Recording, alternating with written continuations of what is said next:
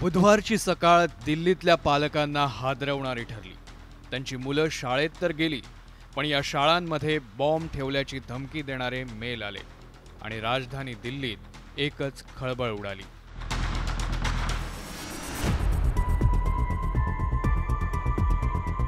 Delhi NCR मधल्या तब्बल 60 शाळांच्या मेलबॉक्समध्ये बुधवारी सकाळी शाळेत बॉम्ब ठेवल्याचा ईमेल आला।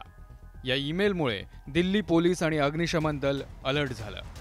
ज्या शाळांमध्ये हा मेल गेला त्या शाळा तातडीनं खाली करण्यात आल्या आणि मुलांना पालकांच्या ताब्यात देण्यात आलं। अभी आज सुबह से कई स्कूलों में उनके इनबॉक्सेस में ईमेल रिसीव हुआ है जिसमें कि बॉम्ब का थ्रेट है।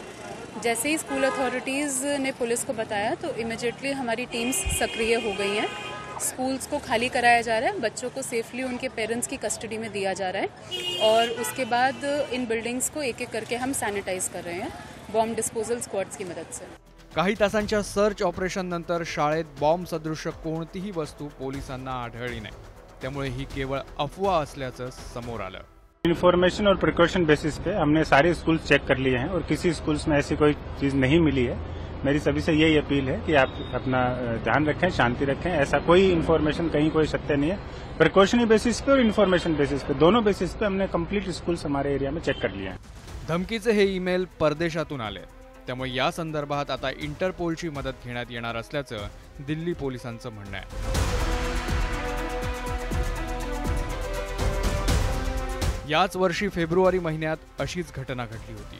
गेल्या वर्षीही दिल्लीतल्या 2 शाळांना बॉम्ब न उडवण्याची धमकी मिळाली होती। पुन्हा एकदा तशाच प्रकारची घटना घडल्यानं आता दिल्ली पोलिसांना ठोस पावलं उचलणं गरजेचं आहे। Bureau report, news 18 Lokmat.